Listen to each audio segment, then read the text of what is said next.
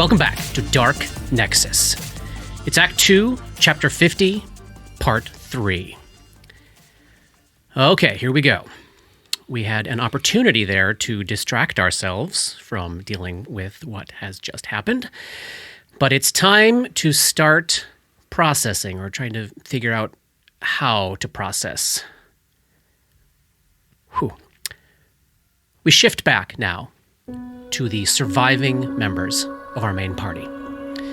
The folks who have no idea what's happening or about to happen over on the Cell Starling. We're in the middle of Market Street. Lalawin's house on one side, the new chapel on the other. Lightning lancing across the sky. A dim blue light rapidly approaching from the northwest, from the center of town. We all see Reese materialize. This young woman, Ray's age, like perhaps exactly Ray's age.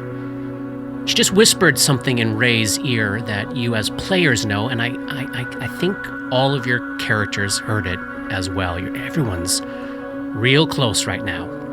Grip's just 10 feet south of Reese. Roni's only 10 feet further south of Grip.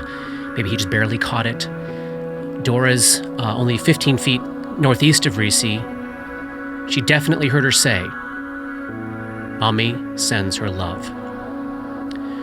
Reese has her hand wrapped around this knife that's stuck high and deep in Ray's side, this bone-handled dagger. She pulls it out, and Ray's life's blood follows in truly disturbing gouts. Ray had been in the process of moving towards the bridge to the northwest to interpose himself between you and what he believed to be the ghost of Count Lowell's mother. And the way this all went down, I think that at this specific moment, Dora is the only one that can actually see Ray's face. And she sees that terrible sorrow that Paul expressed as Ray's final living thoughts. She sees that oh no, reflected in his eyes, as the light in those eyes fades and dies. On Reese's face, which I think you can all see, you see a weird combination of stuff going on. There's the obvious, combat high and excitement of succeeding at a difficult task in the heat of battle. But as this bone-handled dagger tumbles out of Reese's grasp, you also see a flash of shock and surprise. She didn't seem to actually expect that this would be the end of it. Some expectation she had of Ray's power, strength, capabilities, some set of expectations that she had were obviously thwarted. And as her eyes dart lightning fast between the rest of you, you can tell that she's realizing she has no fucking clue what's actually going on with you three. Like she thought she knew you, and knew you very well, and now realizes she doesn't. And maybe wrapped up in that surprise is a little bit of fear of the unknown. There's also a final emotion that you catch on her face, and I don't say this to attempt to elicit any sympathy for her, but story-wise, it is there. You see a shadow of what you would interpret as genuine sadness pass over her. Ray meant something to her. She kept it perfectly hidden in the stain the other day from all of you. All three of you botched those sense motive checks. She was pretending the whole time to not know who you were, but she did. She obviously had some depth of feeling for Ray, the nature of which we don't specifically know yet.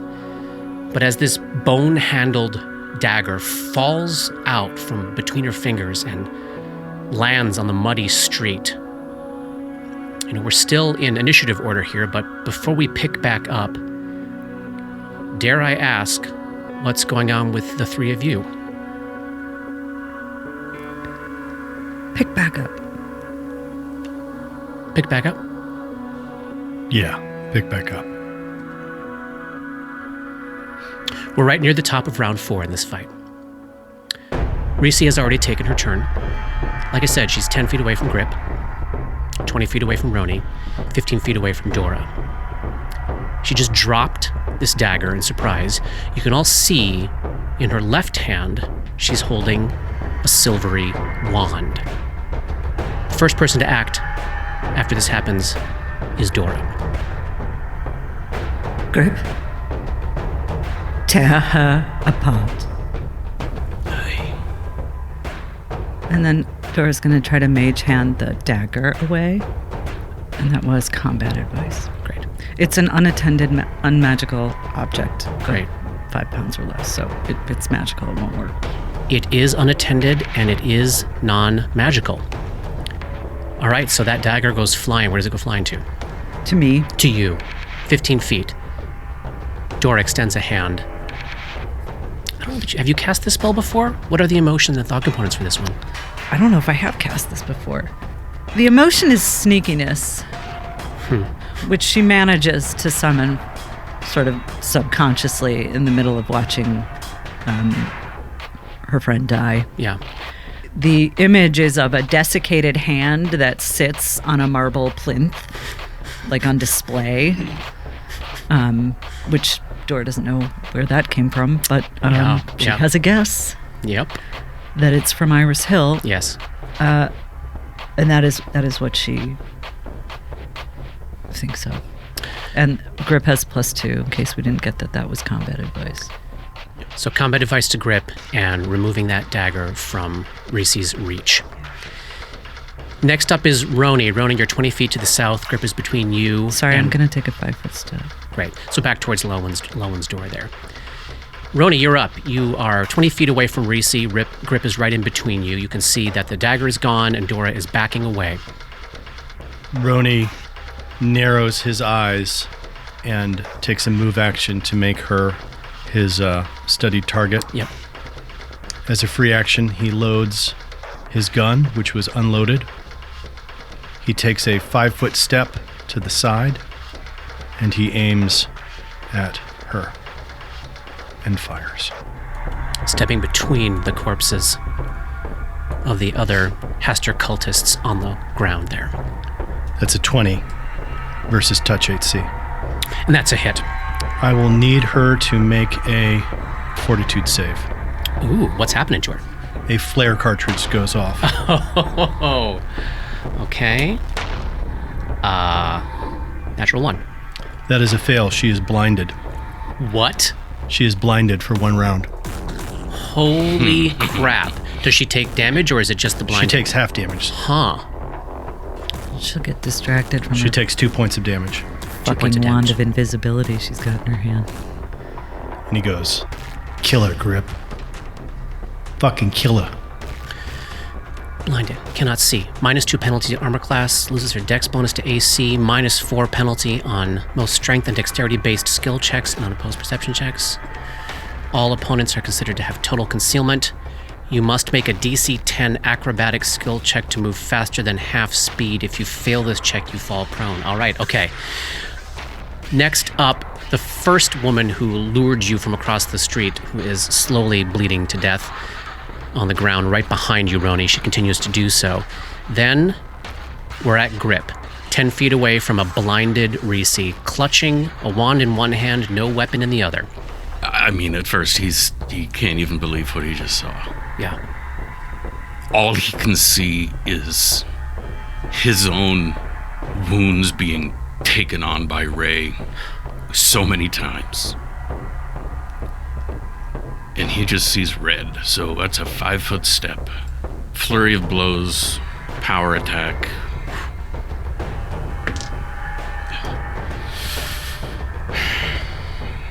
I'm gonna use a shame point on that. I rolled an 11. 1 second. If you want to use a shame point to take an extra attack, you can't use it on this one. Right. Just so you know that's still an option for you at this point. If you I would don't rather use- have the other another attack. Okay. So For- first miss. Let's just to make sure. What was the total? Because 11. No, it was a total of 11. I rolled a 4. That was amazingly close. I mean, her AC is she's blind. She's Right. blind right now. Right. Okay. Second attack of the flurry. You're upset. You're totally upset. Natural 1. Oh fuck. Extra attack with the shield. Okay, well that's a 24. Yeah, so that's a there's hit. At least fucking that.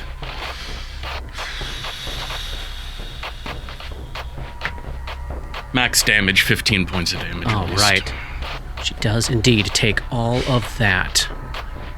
So she was, she could obviously hear you coming, your feet splashing through the mud, and was ducking and weaving a little bit at the top of that flurry, but she could not avoid that last punch as you smash that into her face, smashing teeth, breaking her nose. And that brings us, probably easiest for Roni to see at this point, based on where I'm imagining you're all sort of facing. Roni, that blue light from the center of town is coming closer. It's not quite there yet, but it is definitely moving in your direction. He doesn't even care. Yeah. Top of round 5. Dora, Grip, and Roni hear a distant bang. It's not thunder, and though almost nobody else in Galarian would know the sound, the three of you immediately recognize the distant pop of gunfire.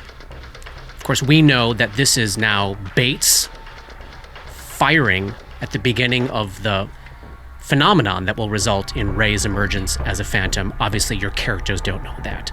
But they do now know that the trouble that's happening in Thrushmoor tonight is not just contained to this particular scene of horror right here.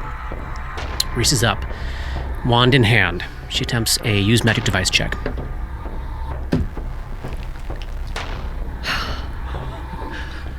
Good time for a natural one. It's almost even worse. She got a 19. Needed a 20. Yes. She got a fucking 19. Good. She attempts to use this wand to do something. I'm guessing you're probably all imagining what Katie was imagining. This might be a wand of invisibility here. Yep. And that fails. She is still blind, can't see a thing. Did we hear what she said? Did we hear like is it a word activation?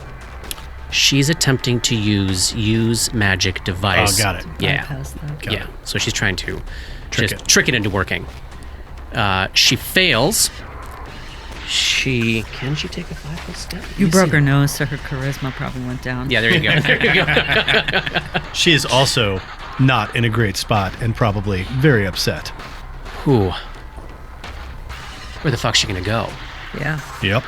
She can't tumble away because she can't see. She's moving at quarter speed, and she's likely gonna fail it. She knows Grip is right next to She her. knows Grip is right. Okay, so she is sort of staring in your direction, Grip, with clearly unseeing eyes. And she says, "Now, Riptusk, don't do anything hasty. You know I was just the vessel. If you want to blame anyone, blame Tima. This was her contract. I'm simply fulfilling it." Keep my fucking name out of your mouth. Okay, she draws her rapier because there's just nowhere where she can go in time to make any difference to her situation here. Yeah, Does that provoke an attack of opportunity? drawing a weapon does not. What happens to her wand? She's just holding it in the other hand. Could you try an intimidation check when you say that to her? Make her shaken or... Not No, it's on not her my turn. No, it's not. I can only do flavor. Okay. She's flavor shaken. As she stands there, blind, half dead, with a broken nose, she is indeed intimidated.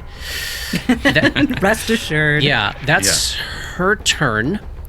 Dora's up next. Dora, you're now 20 feet away from her, and I don't know the mechanics of what I want to do. Oh, Yeah. I'm sorry. One thing that everybody within 20 feet needs to do is make a fortitude save. Otherwise, they are dazzled. oh, great. Including me. If you're within 20 feet, You are. I have such a good fortitude save, though. All right, Dora, what'd you get? Got a 9. Hang on. I'm going to use an action point. Shame point. dazzled is just like -1 Oh, it is? Yeah. to like attacks and stuff. Fuck it. Okay. So you're going to take it. So you are dazzled. It's a -1 penalty on attack rolls and sight-based perception checks for what? Is it 1 round, Johnny? Yeah. And Grip? I rolled a 1 for, I think, not enough. I'm guessing, for a 10, a total of 10. DC 15. Okay, so you're dazzled. And Roni? I failed as well. Okay. Everybody's briefly dazzled. All right, Dora, you're up. I don't know the mechanics of how to do this. and I'll probably fail it, but Dora, this is what she'd do. Yeah. She marches straight up to Reese and tries to take the wand out of her hand. Whew, all right. Luckily, she's still blind, so she can't take an attack of opportunity. This would be a disarm attempt. Yeah, with my incredible CMB, I know.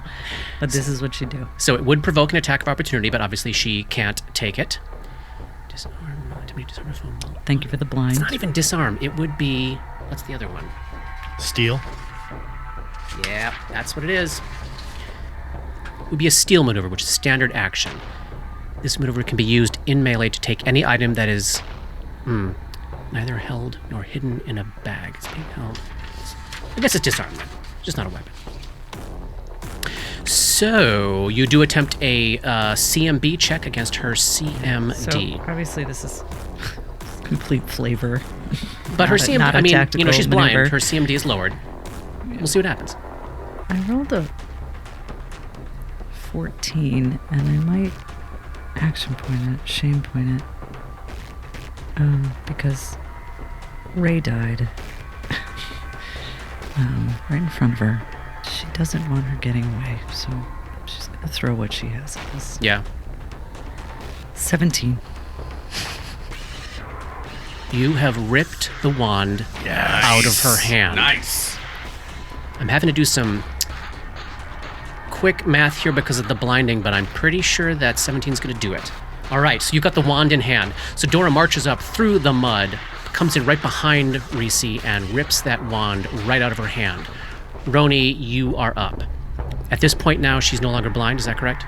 Correct. Okay. She is now no longer blind. All right. Nobody's dazzled, nobody's blind. Man, that's a crowded field right there. It is. Yeah, both Dora and Grip are right between you, Yep. providing some cover. Yep. I will reload as a free action, and then I will move. I have moved over to the side of Grip, and I'm only 5 feet away from her now. And again, 10 feet, yeah. Roni takes aim and fires. So -4 for firing into melee, but no cover. Correct. Great. Oh, that's a 25 minus 4 is a 21. That's a hit. Oh, 10 points. 10 points Max of damage. Do you want to blow your studied combat? Yeah. You can choose to do that after you hit, right? Yeah. Okay. I do. It's another 2d6. I'm sorry, 1d6. 2 more points, 12. Roni sneaks, edges along to the side, blasts her right in the side for an exorbitant amount of damage. Woman on the ground near the new chapel bleeds out, and we are back to Grip, standing face to face with her. She can see you now. She's got a weapon in hand, but her face is smashed up. She's been shot in the side, and she's wandless. Can't wait to kick her wandless butt. Kick it. Still have power attack going. Although she has her dex bonus back now, right? She does.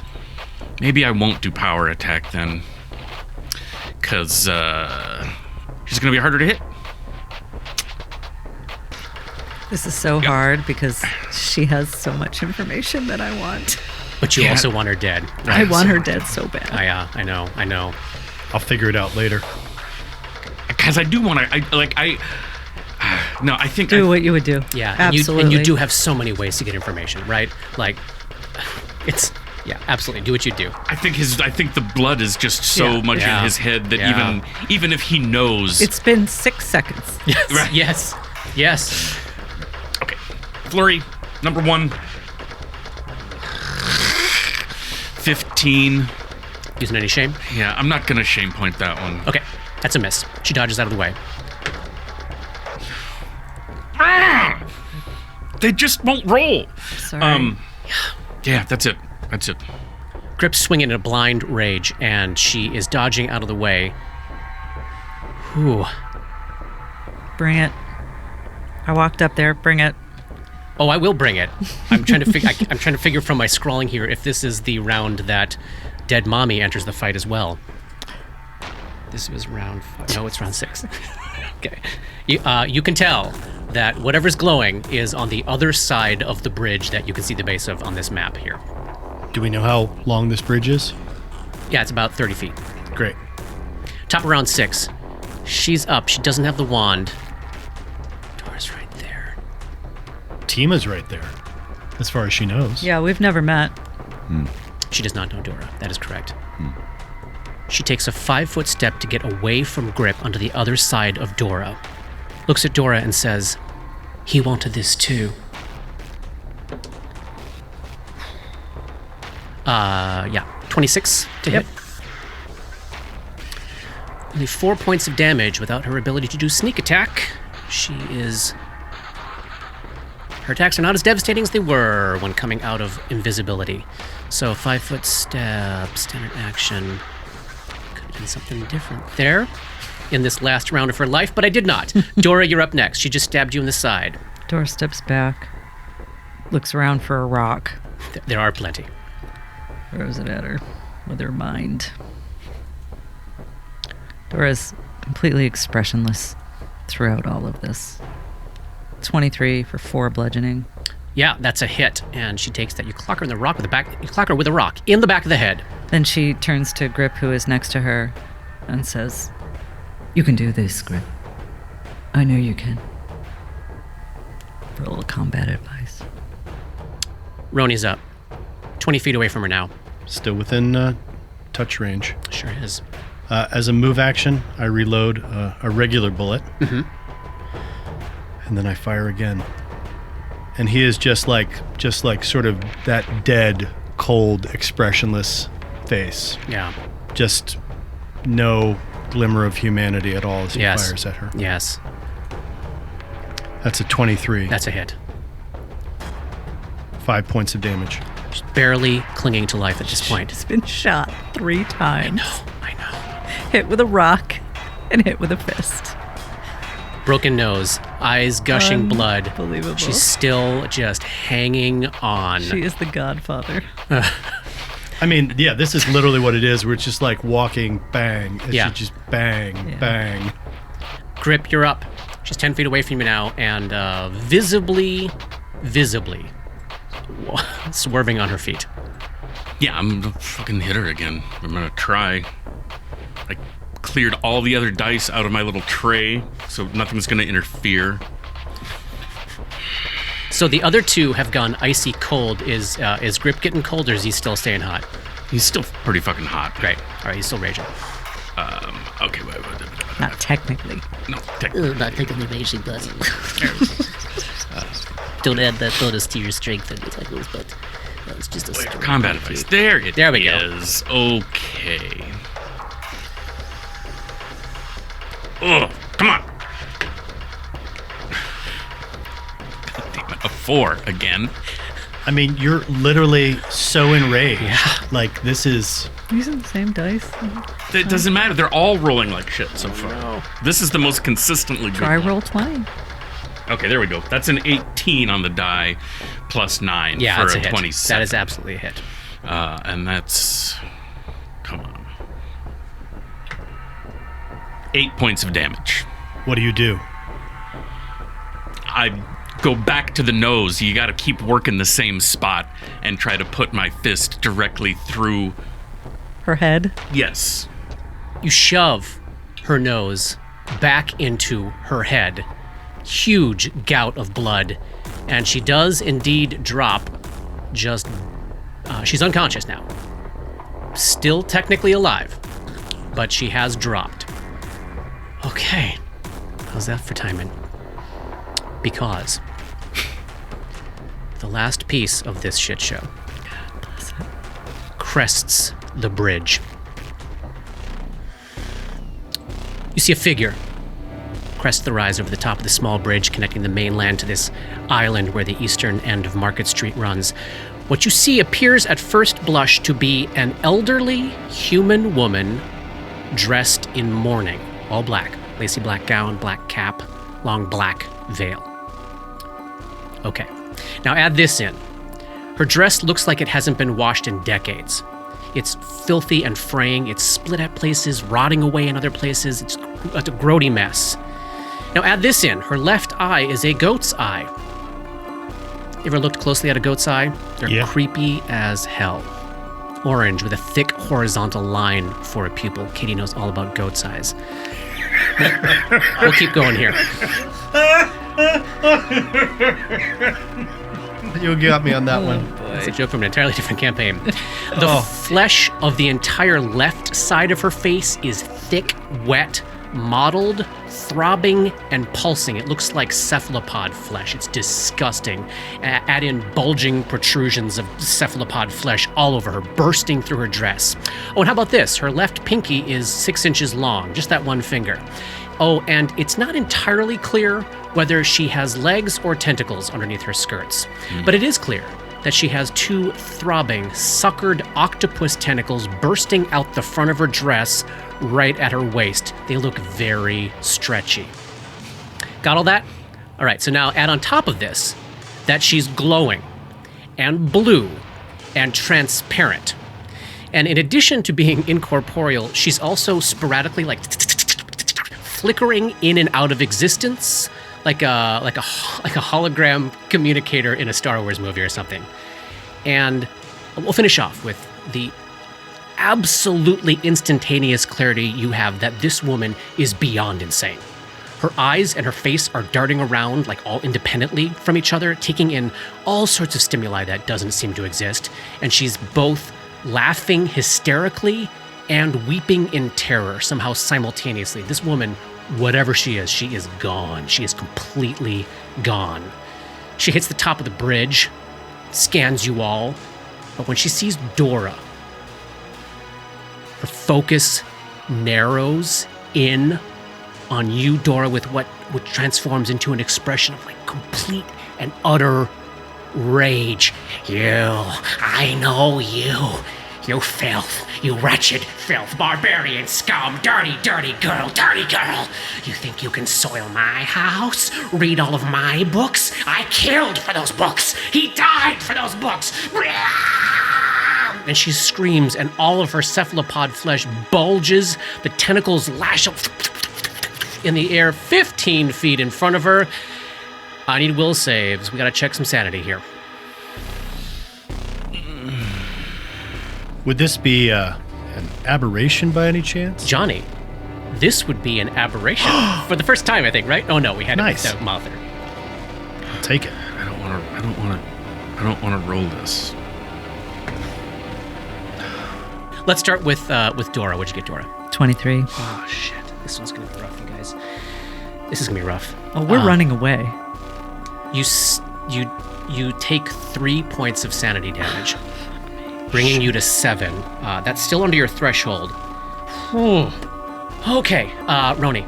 25 with the +1. As a foe of the strange,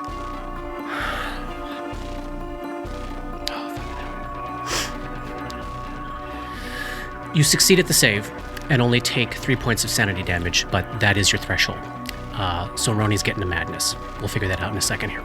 excellent. Here we go. Come on in, the water's fine. And grip. I got a 6. Yeah. 7 points of sanity damage. Oh.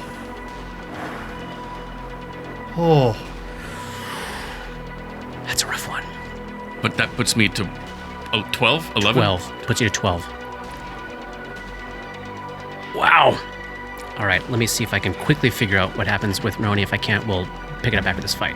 If there are choices to be made, I have an idea. Talk to me. I think that paranoia about Vaticus being about everything seems like a very clear thing that I have been leaning towards anyways. If there is something like that. Yeah, there is. There's something for everything. I was wondering when the tentacles were going to show up. Yeah, here they came. All right, Johnny, let's do it. Paranoia. Here's the active effect. The afflicted character gains a +2 bonus on saving throws against charm effects. That's good. Hey. But a -2 penalty on bluff, diplomacy, and sense motive checks. Whenever Roni attempts a sense motive check, I roll in secret. Failure gives the afflicted character the impression that those whose motives he's trying to sense are plotting against in some way. I don't think I need to roll in secret for that. So it'll be anytime you fail a sense motive check, basically you They're in cahoots. Exactly. There Got you go. it. Perfect. That's more fun than me doing something in secret. Great. Lastly, anytime you attempt to use or gain a benefit from the aid another action, or is the target of a beneficial spell or effect from an ally, you have to succeed at a will saving throw in order to take the action or gain the benefit from the spell or effect. So we're back to don't touch me. Yeah, yeah. I think we are. Oh my god. What is the saving throw?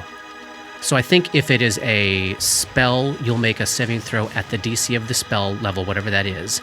If it is from another action that does not have a DC associated with it, I'll use the baseline DC for the paranoia thing, Okay. which you'll have to learn over time. Great. All right. Okay. All right. Obviously, Grip, you're deep now into terror of slashy things. Is there anything mechanically different at this point? No, or- because you were already undormant already.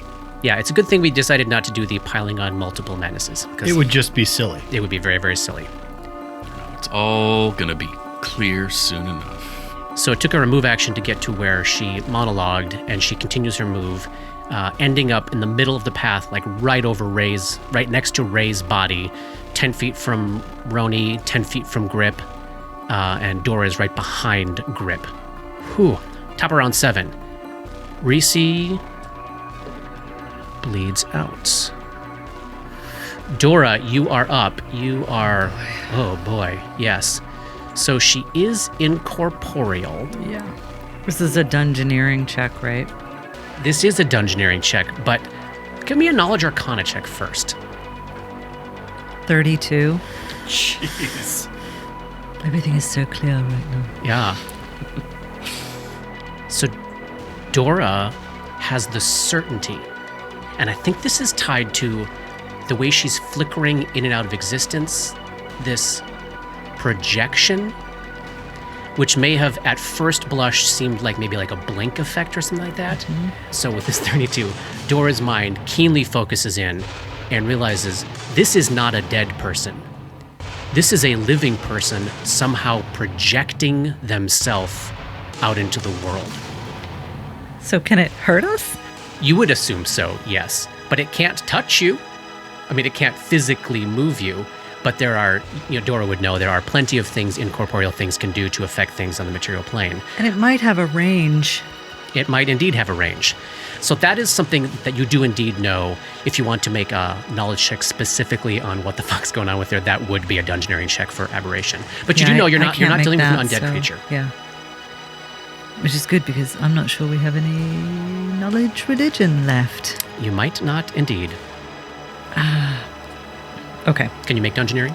No, I cannot. Okay, that's probably not right. Arcana, history, and planes.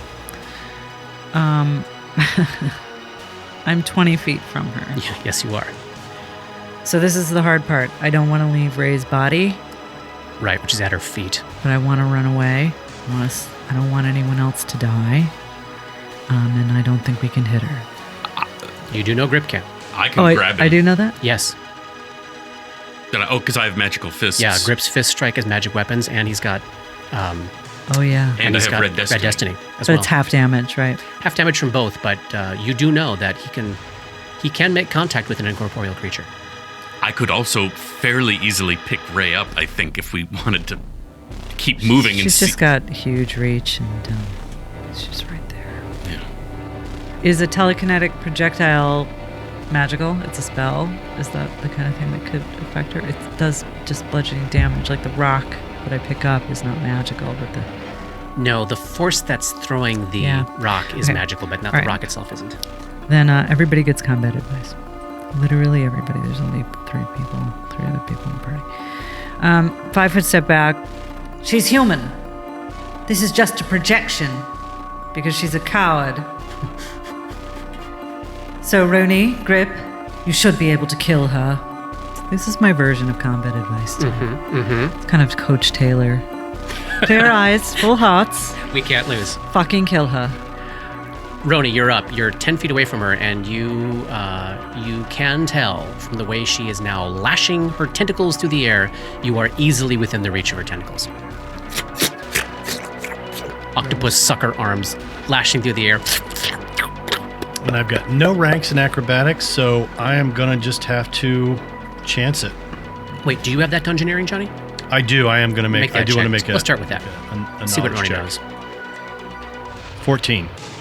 Because I can't add any inspiration right now because it's all gone. I'll say this. You know she's somehow an eldritch creature. She has transformed through contact with abominable magics.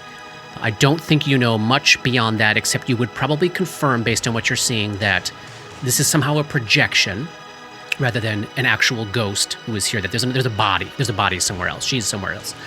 And I think you would be able to determine that the reach she has with her tentacles, like combat-wise, as she's lashing them about, seems to be about 10 feet.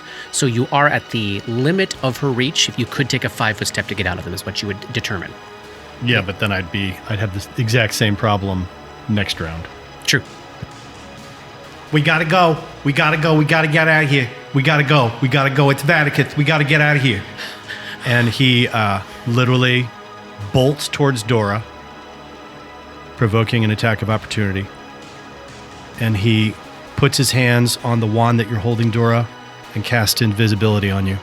Nice. All right, a tentacle attempts to touch you as you leave.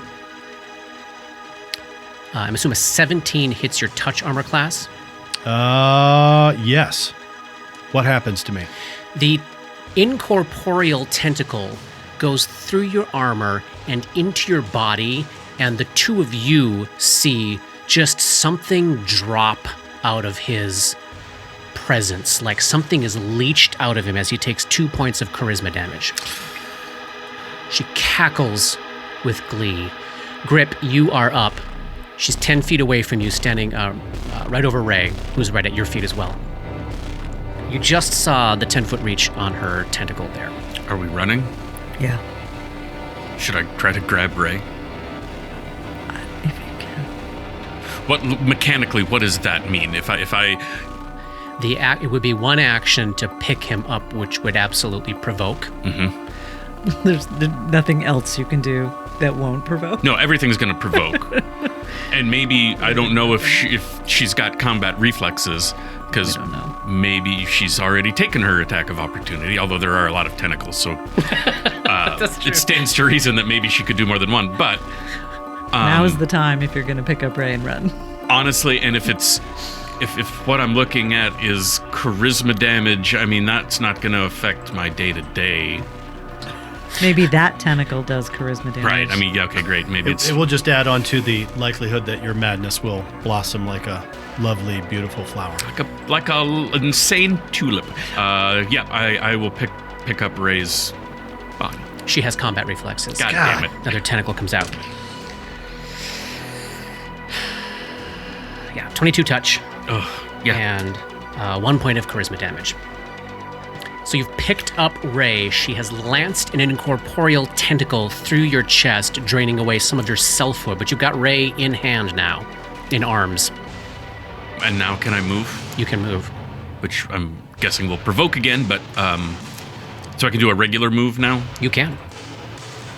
I'll come down to here. It's moving down past, next to Dora, the invisible Dora. One last tentacle attack. Natural 1. Okay. Yay! Look at that. She is up. Who can she see? She can see Roni and Grip. Where's the dirty one? Where's the dirty one? She's in the house. She's in the house.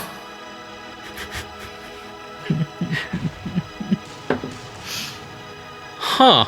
I'm frantically gesturing to the house that she just came out of. Give me a bluff check. Sure, why not? I've got a -2 to my thing, and I also get a -2 to my Charisma bluff, so why check. not? Why not? Totally. Why not? Hey, then not bad. 17.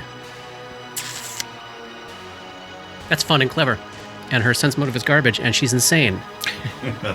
I think, though, isn't the guy in there? Lelwyn's in the house.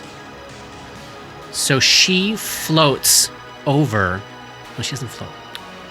She moves across the ground as though Ursula's. Yes, she Ursula's on her tentacles underneath her morning dress, all the way over to the front door of the house, and she's calling up, "Come on out!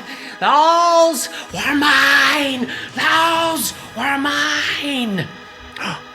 Round 8. Reese dies. If Roni actually is able to see that, he spits at the ground when she does. Yes, you can definitely see it. She's only 15 feet away from you, and you see like that last bit of life just drain out of her. Dora, you're up. You're invisible. You've got Grip and Roni on either side of you. Grip's holding Ray's body.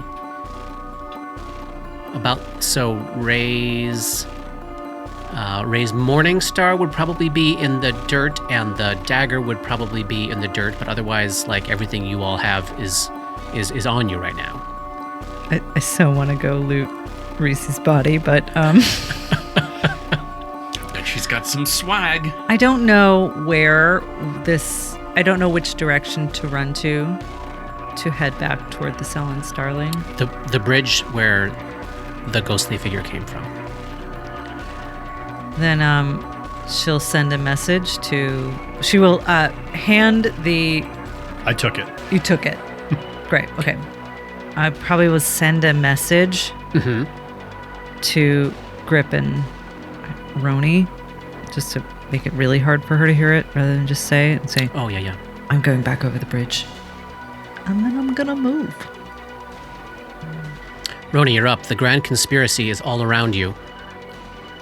But your very clever lie did convince this figure, clearly in cahoots with Vaticus, that the true danger lies inside the house. I am going to take a 5-foot step to Grip, Yeah. and I touch him with the wand and cast invisibility on him. Zoom. Grip is invisible. As a move action, I reach into the handy haversack, and I pull out an old, fungus-covered wizard tome. Uh-huh. And that's my move.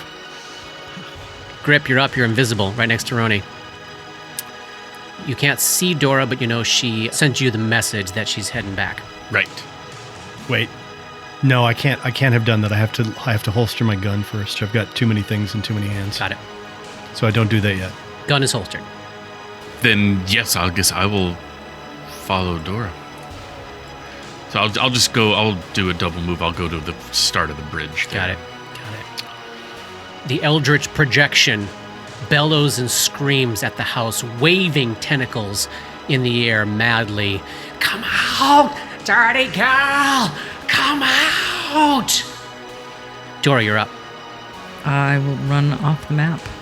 Done and done. Roni, Do we know what her name is? I don't think you've ever got her name yet. But her name would be a Lowles, right? Yeah, and actually, you could make a knowledge local check. Oh, all right. Yeah, for sure. I'm gonna make a knowledge local check. Then we'll see if I can get anything on that. Because her name would be common knowledge. Oh, 26. Is it Ellison? Countess Namira Lowles, wife to Count Hazerton Pragmus Lowles III, mother to Count Hazerton Pragmus Lowles IV. Countess Lowles, Namira. You want to hurt Tima? You want to make her pay? She swings around and stares at you with her crazy goat eye and her even crazier human eye. I got a spell book right here. And I pick it up. And I fucking throw it as far away from me as I could possibly get, not towards the bridge. In the other direction. Far away. That's a spell book. Take it, destroy it. She'll fucking hate you. And you see this projection, Ursula along the ground, after the book, and there's a moment where she finally reaches it, and she's lashing at it with her tentacles, which can't touch it. She screams and howls bloody murder, and then vanishes. Loot Reese and follow us. Also get one of those vials from these. So is Roni being having madness like when someone has moved out of Texas and they get a little drunk and their southern accent starts creeping back in again? Just Playing seeing what around. happens. I love it. I love it. I love it. So at the moment, you are on the street. They don't know. They're all running, Yeah, right? They're booking we away. ran. Well, Grip can absolutely see this. Door is Okay. over the bridge. Grip can see that the figure has disappeared. So generally speaking, what is the plan? Book it. Stop and try to grab stuff. What do we think? Roni is going to run to the house, kind of shake himself, and yell up to our friend the painter. Yes. Lock your doors, stay inside, and hide. As if I would do anything Shut else. up and hide. So you can hear the 19 door. locks. Yes. and then literally as quickly as I possibly can, I loot every single body, and then get out of there. Grab all the stuff that you can manage. Oh, you've got the handy haversack. Yep. Okay, so these cultists have a bunch of stuff on them. A bunch of potions, including in addition to the ones that they were holding. They have their holy symbols of Hastur.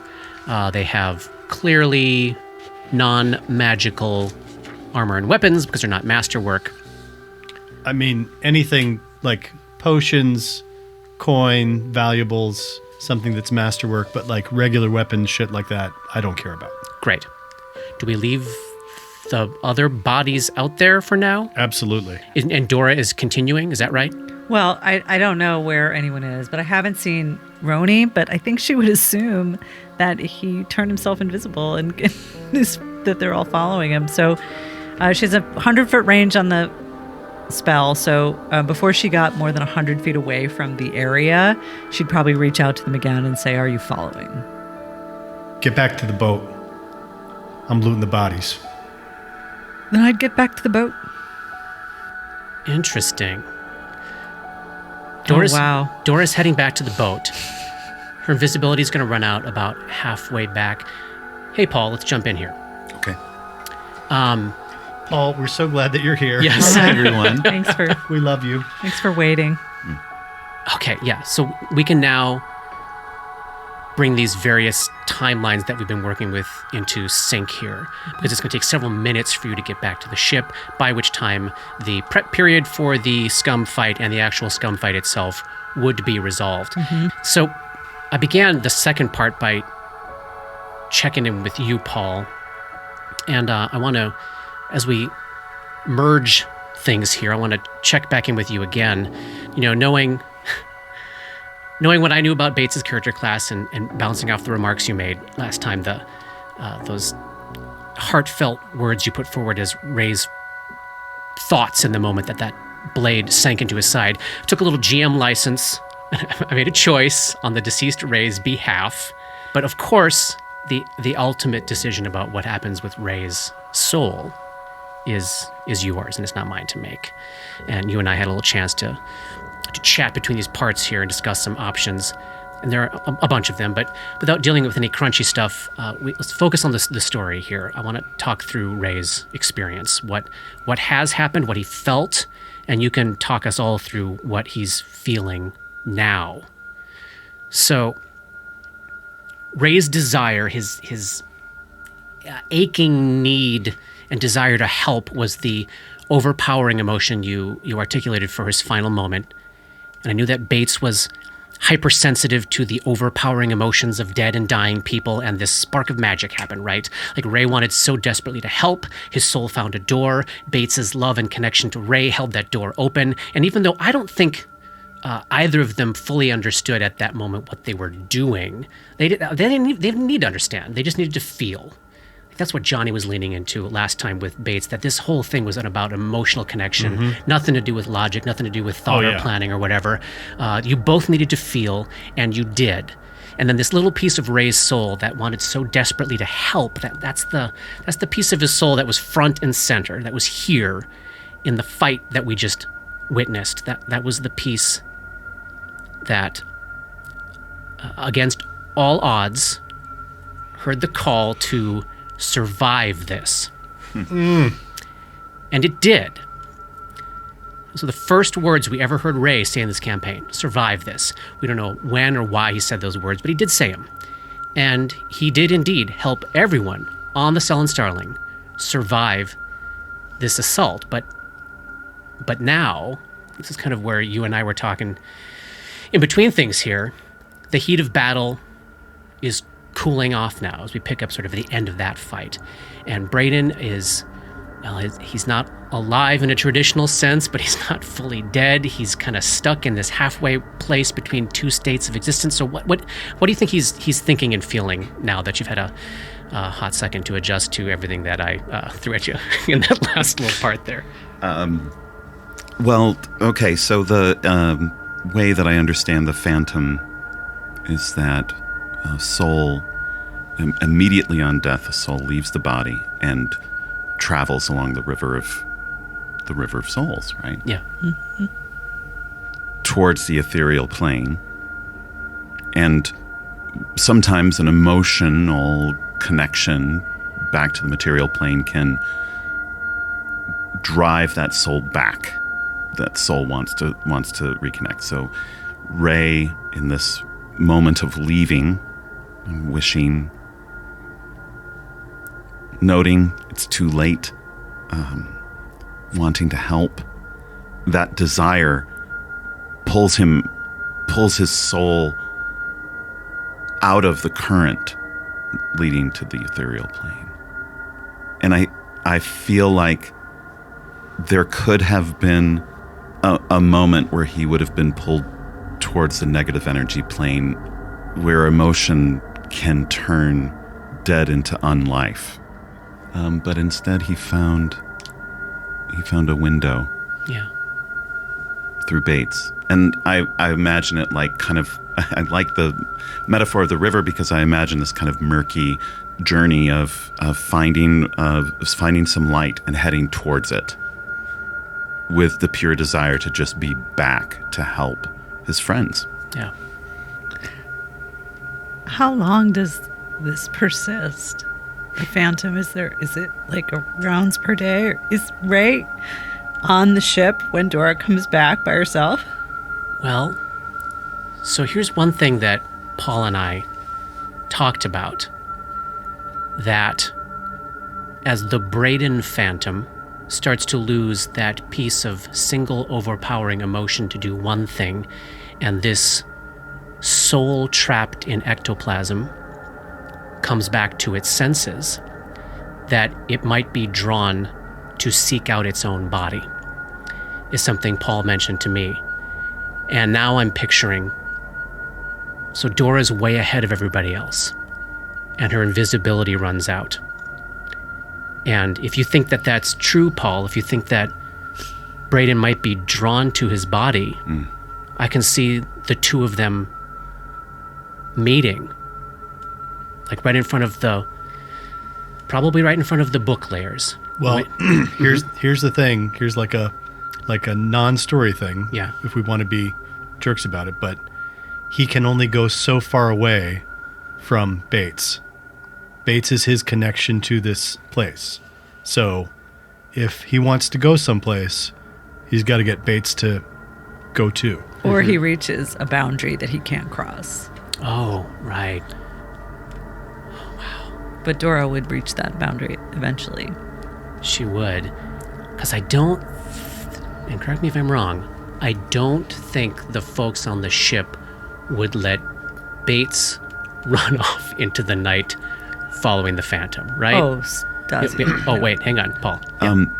Yeah, if I may. So the definitely drawn to wanting the connection back to his body, but not a conscious understanding of how to fulfill that desire. Mm-hmm. I think Braden is in his ectoplasmic form, staring off into the distance towards where he died, fixed, tethered really to this child. Yeah. And not, I mean, he has feelings and desires, but he doesn't really have a will of his own, right? There's, he's not free. And I don't know that he has an opinion about that yet. But in the moment of the after fight and whatever's transpiring in this moment, I think he might not be moving away from Bates. So he's staring in that direction, Yeah. waiting. So Roni and Grip are gathering up the rest of the stuff left out on the street as the lightning continues to lance overhead. So the deck of the ship is covered in scum corpses. I think the immediate aftermath would involve tossing those overboard, beginning the process of cleaning up, probably telling everybody to stay down. You don't know, because I'm not sitting here with a whole bunch of sheets ready to start another combat here. You as players know that there aren't more scum coming at this moment, but these people don't. So probably staying on guard, staying watchful, getting the space ready for whatever might come next. Then Dora would reach the ship and find the ectoplasmic Braden's like standing at the top of the gangplank, Staring out into the distance, saying, "Help, help, help, help, help." That's the state you find him in, Dora. Dora thinks she's lost her mind.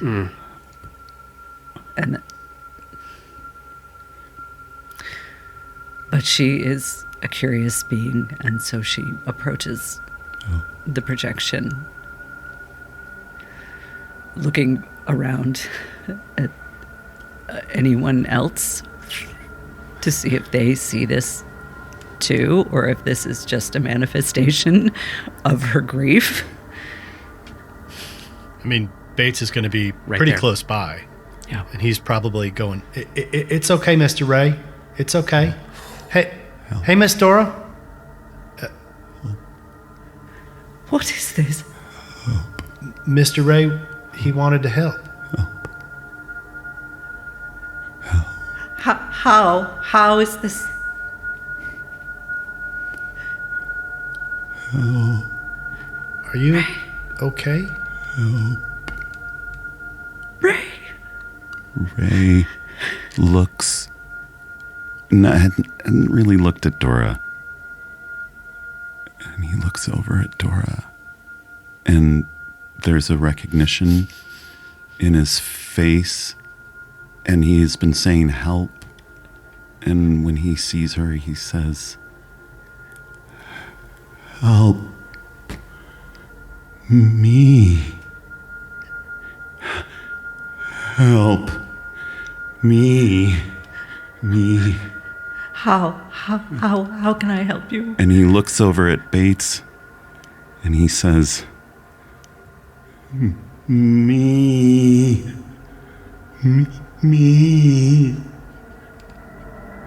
And as he looks at Bates, his flesh, ecto flesh, that looked like it had the blush of youth on it and was strangely unmarred, and he starts to wither within his ectoplasmic form. Make it stop. Me. Make it stop. Stop this. How can we help you? What do you want? And Bates is probably going up and trying to like hug him. Dora, you see that Bates is making physical contact. I think a thing you probably perceived as projection, like you said. Yeah. It's Ray is solid. Ray can be touched.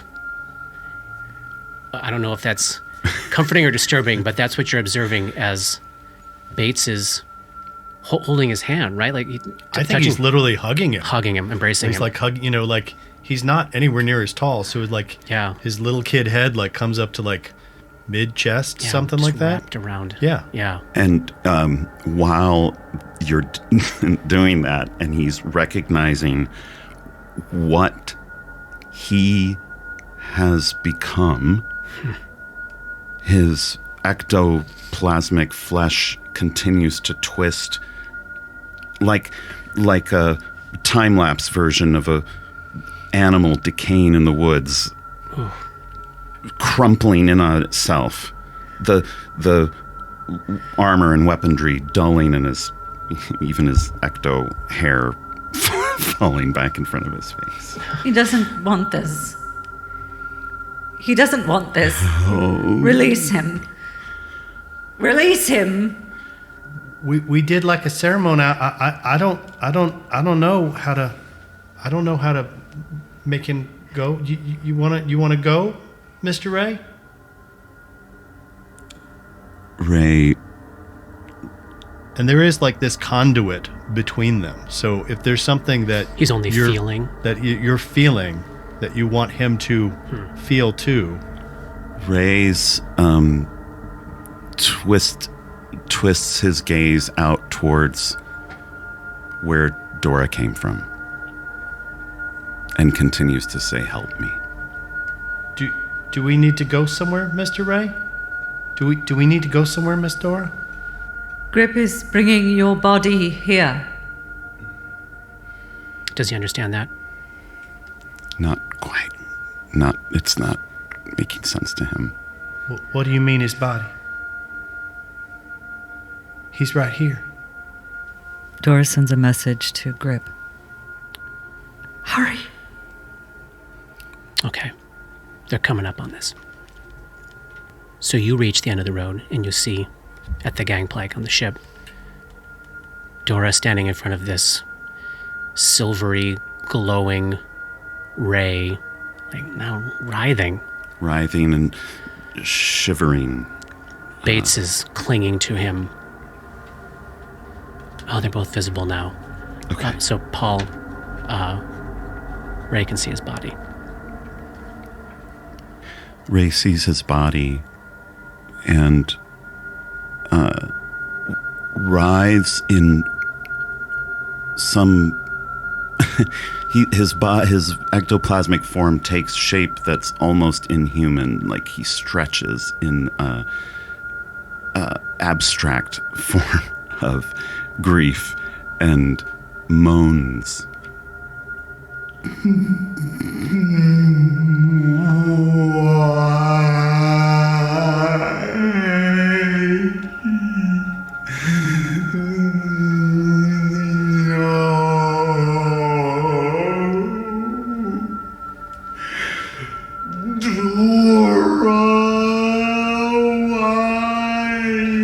Dora runs to Braden and embraces him.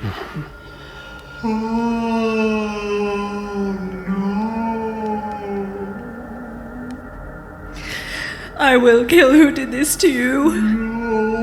I will tear her out of me and I will kill her myself. We must know why.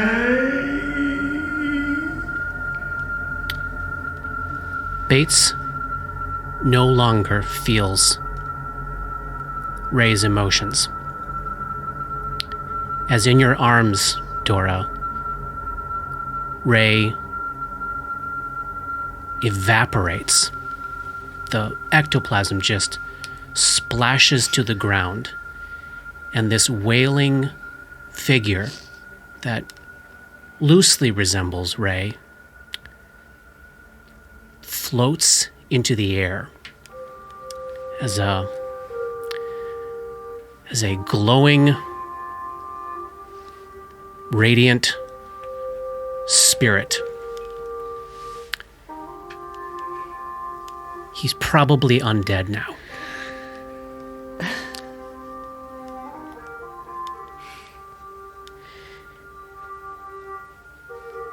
He turns his head, looks past Crocus Hill to the end of Market Street. And this ghost soars off into the night.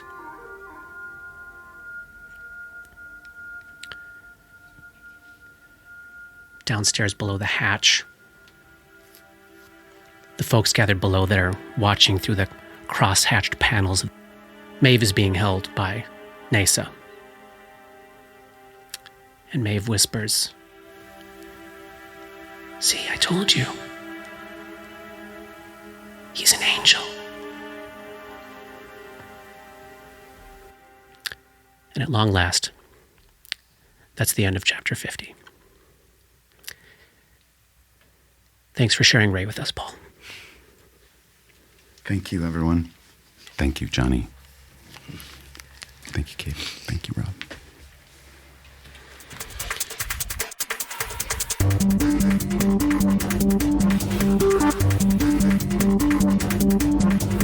Dark Nexus is a creation of Plug and Hum Productions. This podcast uses trademarks and/or copyrights owned by Paizo Incorporated, which are used under Paizo's community use policy. We are expressly prohibited from charging you to use or access this content. This podcast is not published, endorsed, or specifically approved by Paizo Inc. For more information about Paizo's community use policy, please visit paizo.com/communityuse. And for more information about Paizo and Paizo products, please visit paizo.com. That's PAIZO.com. Dark Nexus uses music and soundscapes by Sirenscape. Check them out at sirenscape.com. That's SYRINSCAPE.com. Opening and closing themes, along with additional music, composed by Rob Kauzlaric. Artwork for Dark Nexus is by Matt Wahlquist. Special thanks to Toy, without whose generosity this project would not have been possible. And thanks to DMCP, Richard and Ari, Paul and Shannon, Chris, Scotty, Jason, Jess, Joe, Chelsea, Matt, Dave, Darren, and everyone we've gamed with over the years for all the memories and inspiration.